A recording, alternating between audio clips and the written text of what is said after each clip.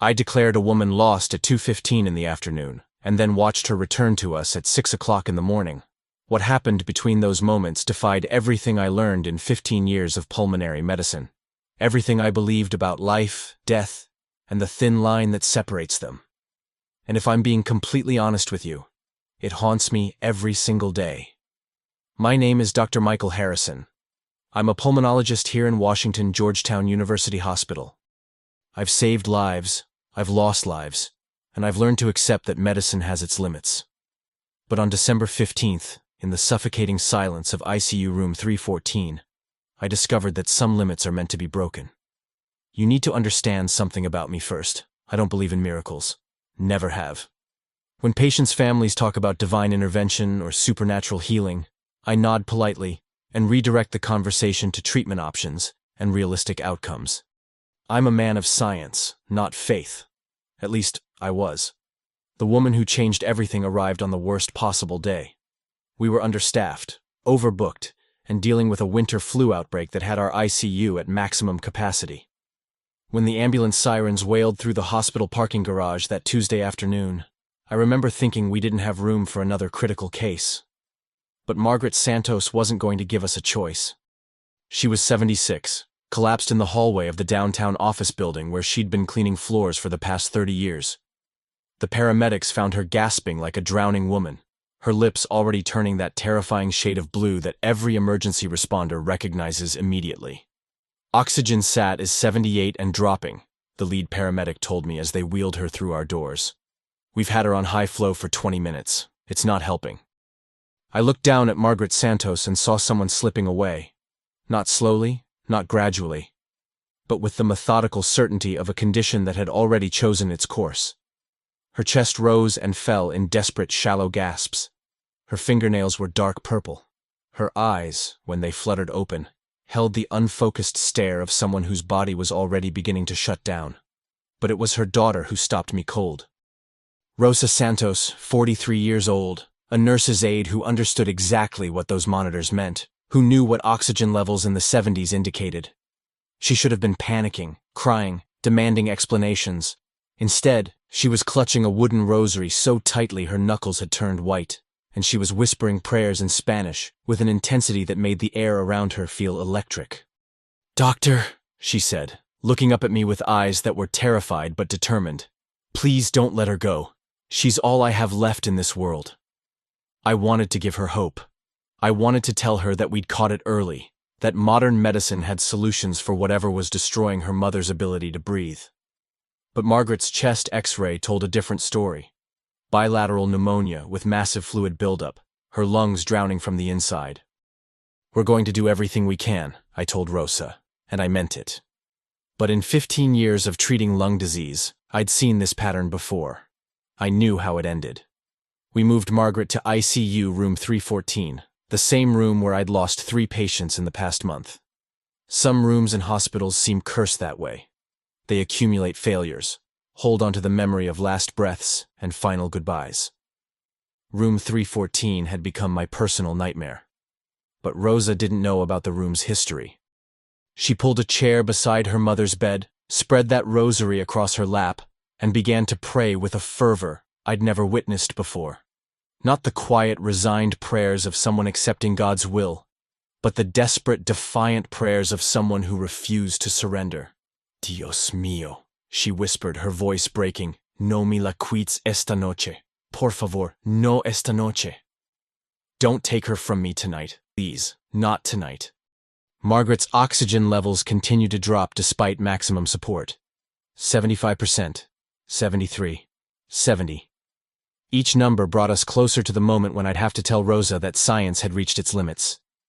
By 7:30 that evening, I had Margaret on the highest oxygen flow our equipment could deliver. Her medications were maxed out. Her positioning was optimized. Every protocol had been followed, every intervention attempted. Nothing was working. "Dr. Harrison," Rosa called softly as I checked Margaret's vitals for the 100th time. "Can she hear me?" I looked at Margaret's peaceful expression, her closed eyes, the steady but labored rise and fall of her chest. "Yes," I said. "She can hear you." Rosa leaned closer to her mother's ear and began telling her stories. Stories about Rosa's childhood, about the sacrifices Margaret had made to raise 4 children alone, about the grandchildren who were waiting for her to get better. And between every story, she returned to those desperate prayers, her voice growing stronger instead of weaker as the hours passed. Before I continue, tell me in the comments which city and country you're watching from. Stories like this one reach farther than you imagine. By midnight, Margaret's condition had deteriorated beyond what any textbook would consider survivable. Her oxygen saturation had dropped to 68%. Her blood pressure was barely detectable. Her kidney function was failing. Every system in her body was shutting down in the precise sequence I'd witnessed dozens of times before. I should have called Rosa aside, prepared her for what was coming. I should have mentioned comfort care, end-of-life decisions, the peaceful passing that seemed inevitable within the next few hours. But something stopped me. Something about the way Rosa kept praying, kept believing, kept talking to her mother like Margaret was going to wake up and respond. Something about the way Margaret's expression remained serene, even as her body failed, as if she was listening to conversations we couldn't hear. At 3 o'clock in the morning, I made a decision that went against everything I'd been trained to do. Instead of preparing the family for loss, I pulled up a chair beside Margaret's bed and decided to wait. I told myself I was being compassionate, giving Rosa a few more hours with her mother before reality forced us to face the inevitable. But the truth was something darker.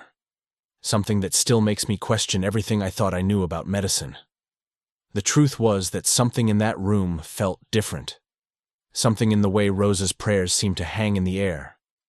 The way Margaret's breathing, though shallow, maintained a rhythm that defied her failing vital signs. Something that made me want to witness whatever was going to happen next. Even if it was just another farewell in room 314. I had no idea I was about to witness something that would shatter every assumption I'd ever made about the boundaries between life and death. Something that would force me to redefine everything I thought I understood about healing. Something that, 3 years later, still moves me to tears every time I remember how it began. With a daughter's refusal to let go, and a mother who somehow heard her prayers from the edge of eternity. That's when everything started falling apart faster than I could fix it. Margaret's oxygen levels dropped to 68%. The ventilator alarms were screaming now, a constant reminder that we were losing this battle. Her breathing had become so shallow that I could barely see her chest rising and falling. The monitors showed her heart rate climbing dangerously high as her body fought for every molecule of oxygen. "We need to intubate," I told my team. It was the decision I'd been avoiding, but Margaret's body was giving up. "Get me a 7.5 tube and prep the ventilator." Rosa's face went white. "What does that mean?" "We need to put a breathing tube down her throat and let the machine breathe for her," I explained gently. "Her lungs need help that we can't give any other way." Rosa nodded, but I could see the terror in her eyes. She'd worked in healthcare long enough to know what intubation meant. It meant her mother was dying, and we were buying time with machines. The procedure went smoothly. Margaret was too weak to resist. Within minutes, the ventilator was breathing for her, pushing oxygen into her failing lungs at maximum pressure. For a moment, her numbers stabilized. Her oxygen climbed back to 75%. I allowed myself a small breath of relief, but it didn't last. By 4:30 in the morning, even the ventilator couldn't keep up. Margaret's lungs were filling with more fluid than we could remove. Every breath the machine pushed in seemed to meet more resistance. Her oxygen levels started dropping again, 72, 69, 65. "Doctor," Rosa whispered, still clutching her rosary. "She's getting worse, isn't she?" I couldn't lie to her anymore. "Yes, Rosa, she is." The words hung in the air between us like a death sentence. Rosa closed her eyes, took a shaky breath, then leaned closer to her mother's ear. "Mommy, I'm here," she whispered in Spanish. "I'm not going anywhere. You fight, okay? You keep fighting." I had to step out of the room. 15 years of practice, and I still couldn't watch families say goodbye without feeling my chest tighten. I updated my notes, called the attending physician, reviewed Margaret's chart one more time looking for anything I might have missed. There was nothing. We had done everything right, followed every protocol. Sometimes medicine just isn't enough. When I returned to the room 20 minutes later, Rosa was on her knees beside the bed, her rosary pressed against her forehead, praying louder than before. Not loud enough to disturb other patients, but loud enough that I could hear her desperation. "Please, God, don't take her from me tonight," she was saying over and over. "She's all I have left. Please, I'm begging you. Just give us more time." Margaret's numbers kept falling. 62% oxygen. Then 58. The ventilator was working at maximum capacity, but her lungs were too damaged, too full of fluid. Her body was shutting down system by system. I checked her blood pressure, dropping. Heart rate, erratic. Kidney function, failing. All the signs pointed to the same inevitable conclusion. At 5:15 in the morning, I made the hardest decision of my career. I pulled Rosa aside, away from her mother's bedside. "Rosa, I need to talk to you about your mother's condition." She looked at me with those same desperate eyes, but now there was something else there too. Acceptance mixed with defiance. Like she knew what I was going to say but refused to believe it. "She's dying, isn't she?" Rosa asked quietly. "Her organs are shutting down," I said as gently as I could. "The ventilator is keeping her alive, but her body... Rosa, I don't think she's going to recover from this." Rosa was quiet for a long moment, staring at her mother's still form. Then she looked back at me with a determination I'd never seen before. "Dr. Harrison, I know you've done everything you can, but I need you to understand something. My mother survived raising 4 kids alone after my father left. She survived working 3 jobs to keep us fed. She survived cancer 5 years ago when doctors said she wouldn't make it 6 months. She's a fighter." Rosa walked back to her mother's bedside and took her hand again. "I'm not giving up on her. And I'm not going to stop praying, not tonight." I wanted to tell her that prayer wouldn't change the medical facts.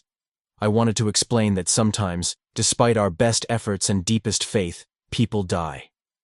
But something about Rosa's conviction, her unwavering belief, made me keep my mouth shut. Instead, I found myself staying in that room longer than necessary, watching Rosa pray with an intensity I'd never witnessed before. Listening to her plead with God in 2 languages, her voice growing stronger instead of weaker as the hours passed. By 6 o'clock in the morning, Margaret's oxygen had dropped to 55%. The ventilator alarms were constant now. Her blood pressure was barely detectable. Every medical indicator screamed that we were minutes away from losing her. But Rosa kept praying, kept believing, kept holding her mother's hand like she could transfer her own life force through her fingertips. And that's when something impossible started to happen. At first, I thought I was seeing things. The oxygen monitor flickered, 55%, then 56%. I blinked, looked again, 57%. It had to be a glitch. Equipment malfunctions happen all the time in hospitals. I checked the connections, adjusted the sensors, reset the machine. But the number held steady at 57%. The first time Margaret's oxygen had improved in over 6 hours. Rosa was still praying, her voice now barely a whisper, but her grip on her mother's hand had tightened. The rosary beads clicked softly as she moved through each prayer, her lips forming words I couldn't quite hear but could somehow feel filling the room.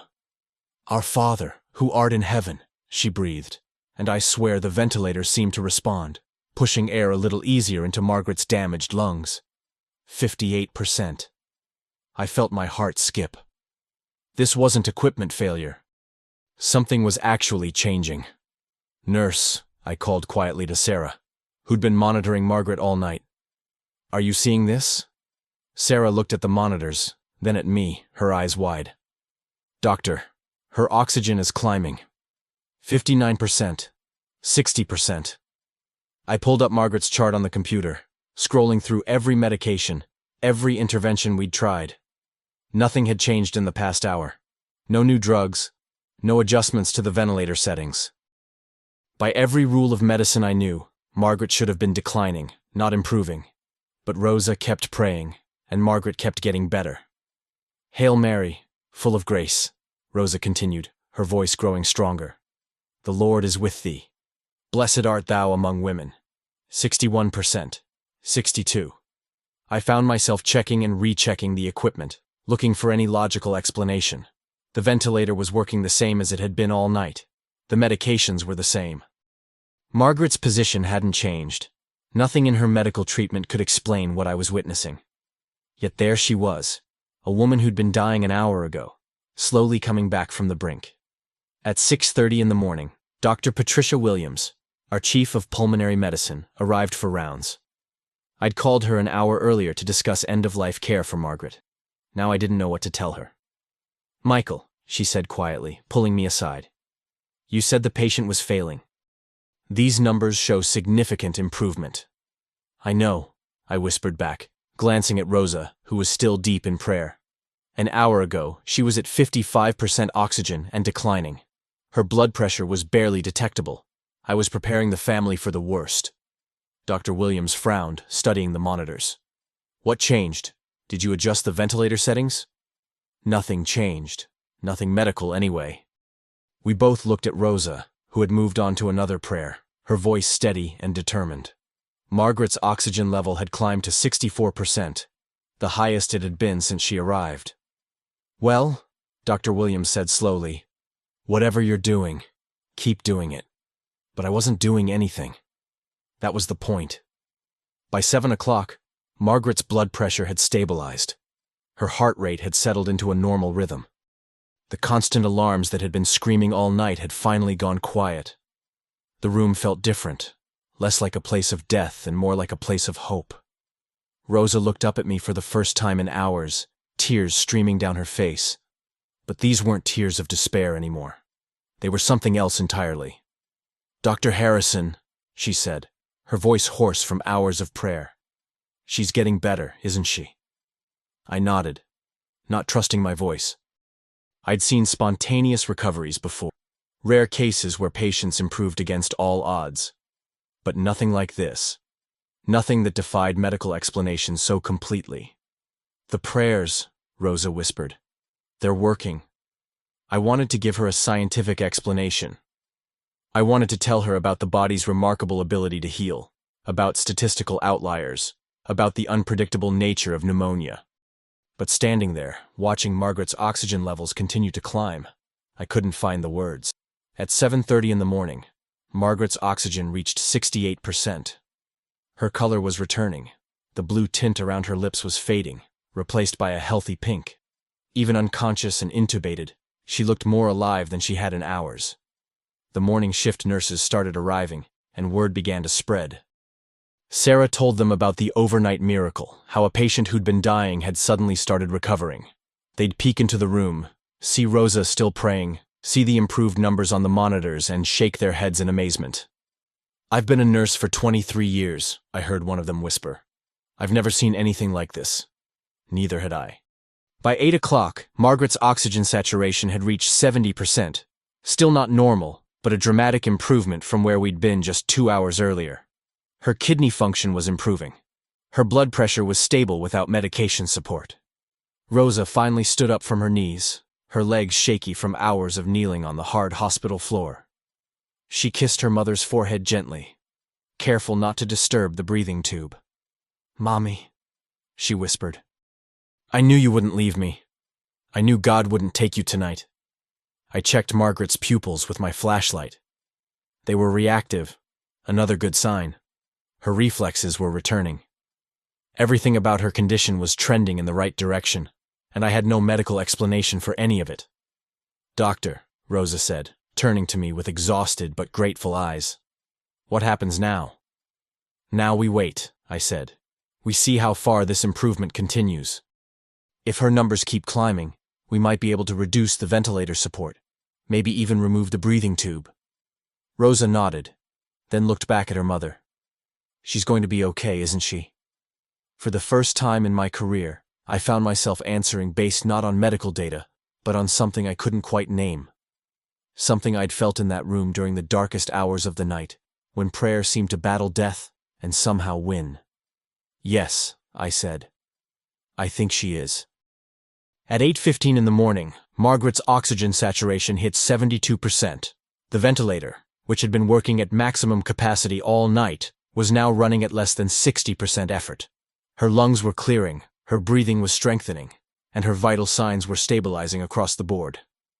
I stood there, staring at the monitors, trying to process what I'd witnessed. In 15 years of medicine, I'd seen patients recover from serious conditions. But I'd never seen someone come back from the edge of death so completely, so inexplicably. And Rosa? Rosa was still holding her mother's hand, still whispering prayers. But now they were prayers of gratitude instead of desperation. That's when Margaret's eyes began to flutter open. I'll never forget that moment as long as I live. Margaret's eyelids moved slowly, like someone waking from the deepest sleep. Her pupils, which had been unresponsive just hours before, began to focus.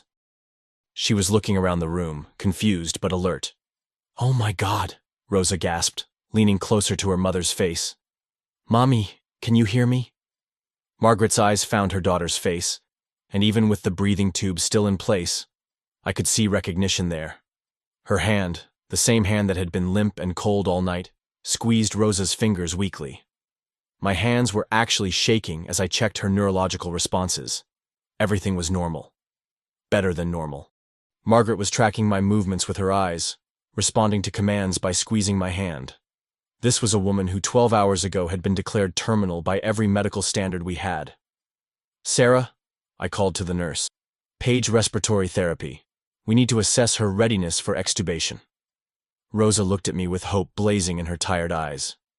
"Does that mean you can take the tube out?" "If her breathing continues to improve, yes. We might be able to remove it." Within 20 minutes, our respiratory therapist arrived. Jennifer had worked at Georgetown for 8 years. She'd seen thousands of ventilator cases.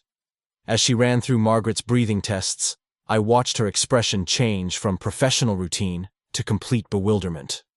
"Dr. Harrison," Jennifer said quietly, "her lung function is remarkable. Better than some healthy people I've tested. I don't understand how this is possible." Neither did I. Margaret's chest X-ray from 2 hours earlier still showed significant fluid buildup and inflammation. But her breathing was strong, coordinated, and increasingly independent of the ventilator. It was like watching someone's lungs heal in fast forward. "Can we take the tube out?" Rosa asked anxiously. I looked at Margaret's numbers one more time. Oxygen saturation, 78% and climbing. Blood pressure, stable. Heart rate, normal.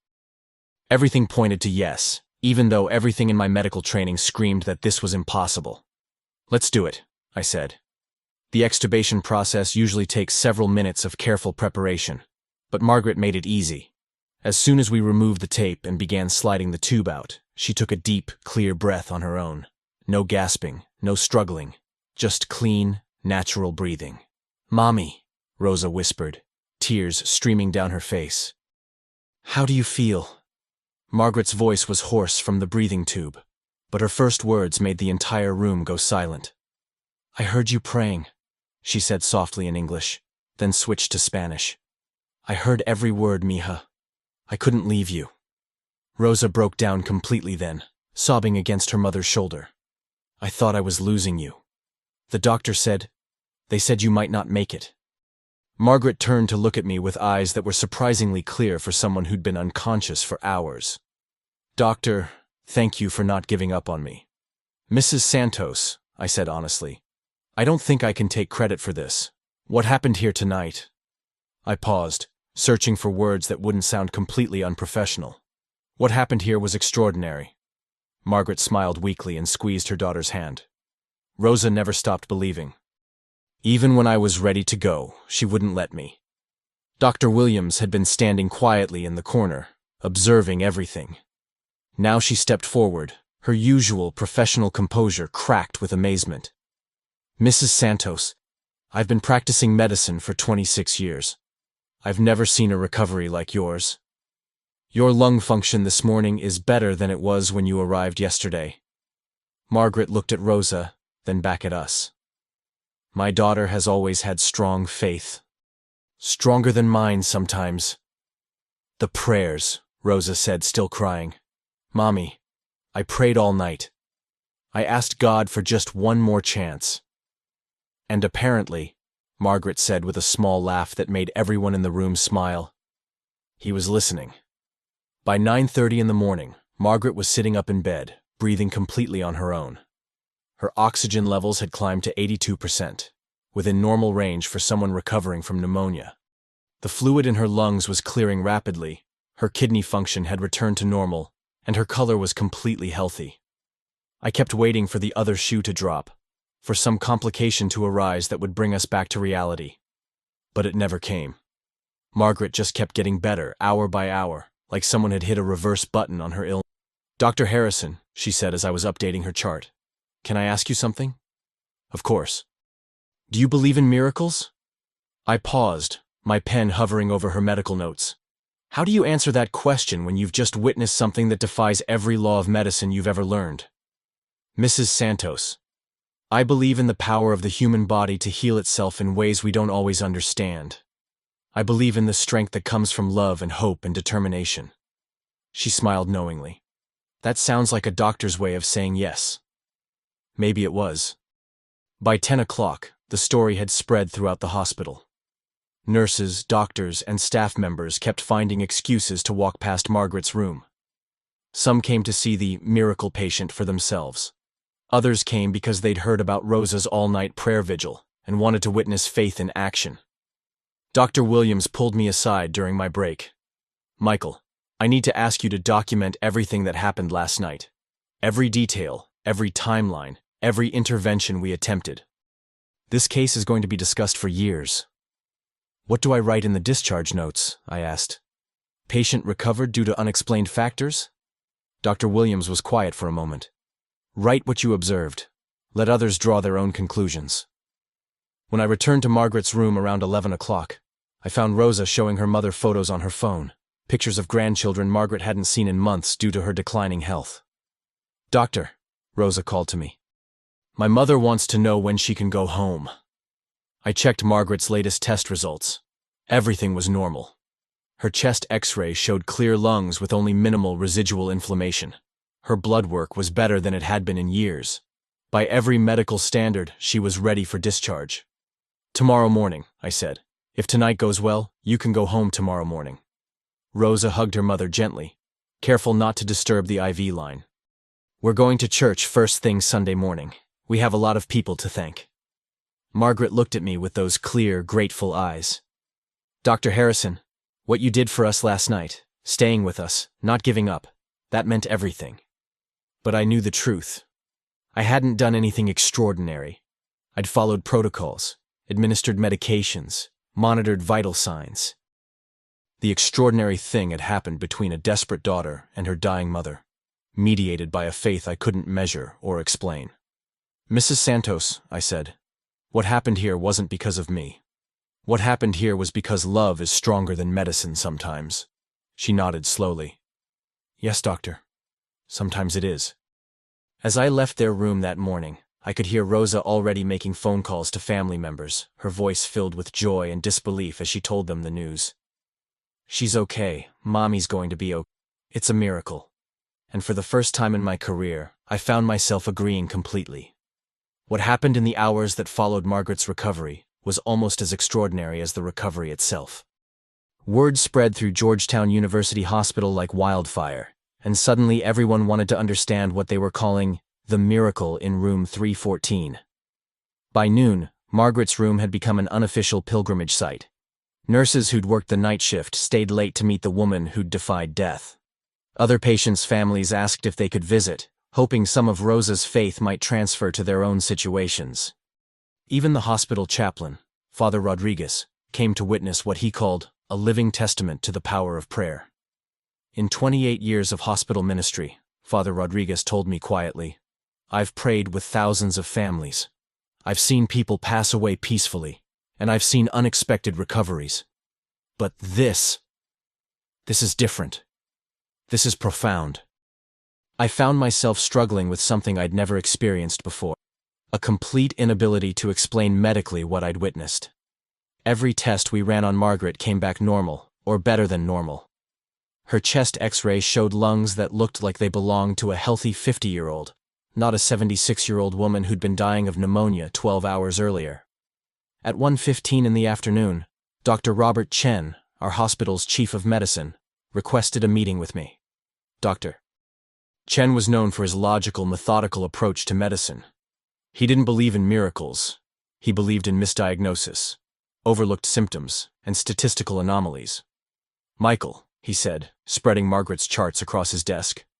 "Walk me through last night again. Every detail." I recounted everything. Margaret's arrival, her rapid decline, the failed treatments, the ventilator, the moment we thought we were losing her. I told him about Rosa's prayers, the gradual improvement, the inexplicable recovery. Dr. Chen studied the timeline, the test results, the medication records. After 20 minutes of silence, he leaned back in his chair. "There's no medical explanation for this," he said finally. "None. Her lung function improved at a rate that's scientifically impossible. Her recovery curve defies every model we have for pneumonia treatment." "So what do we call it?" I asked. Dr. Chen was quiet for a long moment. "We call it what it is, an unexplained recovery, and we document it thoroughly so other medical professionals can study it." When I returned to Margaret's room at 2 o'clock, I found something that made my chest tight with emotion. Rosa was reading letters, actual handwritten letters, from other patients and families throughout the hospital. "Listen to this one," Rosa said, her voice thick with tears. "Dear Mrs. Santos, my husband is in the cardiac unit, and when I heard about your recovery, it gave me hope that miracles still happen. Please keep praying for all of us." Margaret was propped up in bed, looking stronger by the hour. Her color was completely normal now, her breathing easy and natural. She looked like someone who'd never been sick, let alone someone who'd been dying less than 24 hours ago. "Dr. Harrison," Margaret said when she saw me, "Rosa's been reading me letters from families all over the hospital, people asking for prayers, sharing their own stories of hope." "How does that make you feel?" I asked. Margaret smiled, but there was something deeper in her expression now, a gravity that hadn't been there before. "It makes me feel like what happened to me wasn't just for me. Like maybe God saved my life so I could help others believe." At 2:30, something happened that I'll never forget. A young mother named Jennifer came to Margaret's door, holding the hand of her 8-year-old daughter, Emma. Emma had been battling leukemia for 2 years, and her latest treatment wasn't working. "Mrs. Santos," Jennifer said hesitantly, "I heard about what happened to you. Emma wanted to meet you." Emma was pale and thin, wearing a bright pink headscarf to cover hair loss from chemotherapy, but her eyes were bright with curiosity. "Are you the lady who got better because your daughter prayed?" Emma asked with the direct honesty of children. Margaret's face softened completely. "Yes, sweetheart, I am. My mommy prays for me too," Emma said. "Do you think God will listen to her like he listened to your daughter?" The room went completely silent. Rosa was crying quietly in the corner. Jennifer looked like she was holding her breath. And Margaret reached out and took Emma's small hand in both of hers.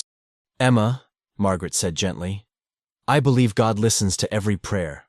Sometimes the answer comes in ways we don't expect, but he always listens. And I'm going to pray for you too, okay?" Emma nodded seriously, then surprised everyone by climbing onto Margaret's bed and hugging her carefully. "Thank you for showing me that." After Emma and her mother left, Margaret was quiet for a long time. Finally, she spoke. "Dr. Harrison, I need to tell you something. When I was unconscious, I wasn't really unconscious. I was aware, not of this room, but of somewhere else, somewhere peaceful. And I heard a voice telling me it wasn't my time, that I still had work to do." Rosa reached for her mother's hand. "What kind of work, Mommy?" "I think I know now," Margaret said, looking toward the door where Emma had disappeared. "I think I'm supposed to help people believe, to show them that hope isn't foolish, even when everything looks impossible." By 3 o'clock in the afternoon, Margaret's story had reached the local news. A reporter called the hospital asking for interviews. Social media posts were appearing from hospital staff members who'd witnessed the recovery. The story was spreading beyond our walls. Dr. Williams found me in the hallway, looking overwhelmed. "Michael, we're getting calls from medical journals wanting to document this case. The American Journal of Pulmonary Medicine wants a complete case study. What do I tell them?" Tell them the truth. Tell them what you saw. Let them decide what to make of it. That evening, as my shift was ending, I made one final check on Margaret. She was scheduled to be discharged the next morning, something that would have been unthinkable 24 hours earlier. "Doctor," she said as I reviewed her chart, "can I ask you something personal?" "Of course." "Has what happened here changed anything for you? About what you believe?" I thought carefully before answering. "Mrs. Santos, I've always believed in the power of medicine to heal. What I've learned in the past 24 hours is that medicine isn't the only power that heals." She nodded knowingly. "My Rosa always said that faith and science don't have to fight each other. Maybe they're supposed to work together. Maybe they are." At 7:30 at night, Rosa walked me to the elevator as I was leaving the hospital.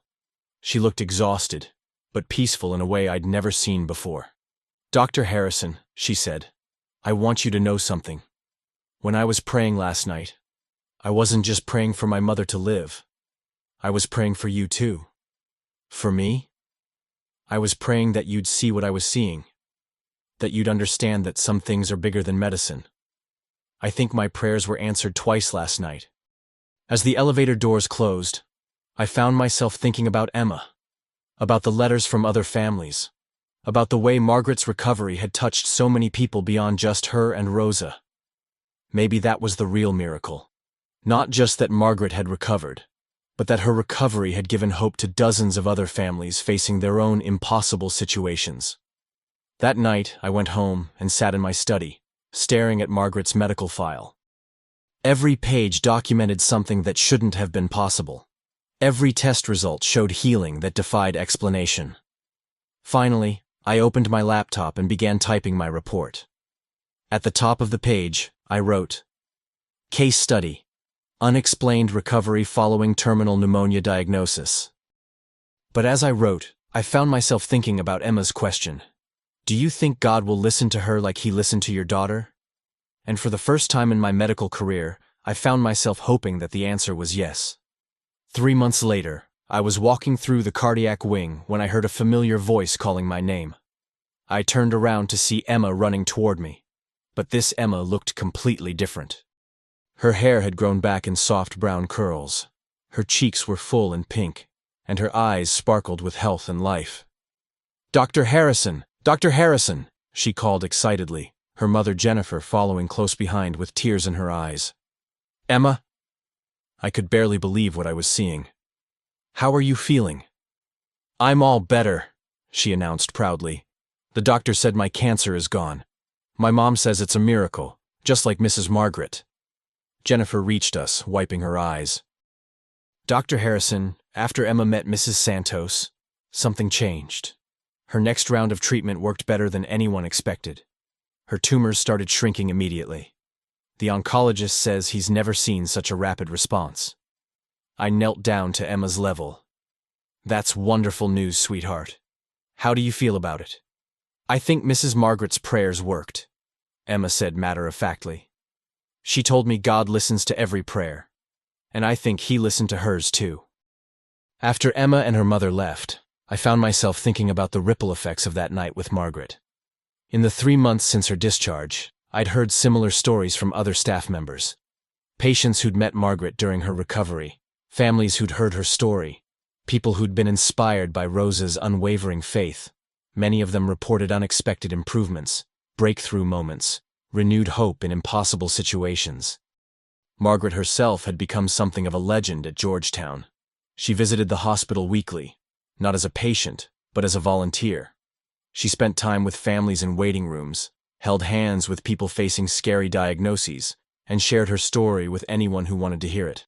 The hospital administration had even created an official position for her, spiritual support volunteer. "She's better than any medicine we have for despair," Dr. Williams told me one day. "Patients light up when they see her. Their families find peace in her presence. She's healing people just by being here." Rosa had taken a leave of absence from her job at the nursing home to spend more time with her mother, but also to document the stories of people Margaret was meeting. She was keeping a journal of Margaret's miracles, the small and large ways her mother's recovery was impacting others. "Dr. Harrison, Rosa told me during one of Margaret's volunteer visits. My mother says that night in room 314 wasn't the end of her story. It was the beginning of a bigger story. I was beginning to understand what she meant. 6 months after Margaret's recovery, I received a call from Dr. James Mitchell, a colleague at Johns Hopkins. He'd read about Margaret's case in the medical journal where we'd published our case study. "Michael," he said, "I have a patient here. Similar situation to your Mrs. Santos. Family's been praying around the clock. I know it sounds crazy, but would Mrs. Santos be willing to visit? The family specifically requested her after reading about her recovery." That was the first of many such calls. Hospitals from across the country began reaching out, asking if Margaret would visit patients who were facing similar hopeless situations.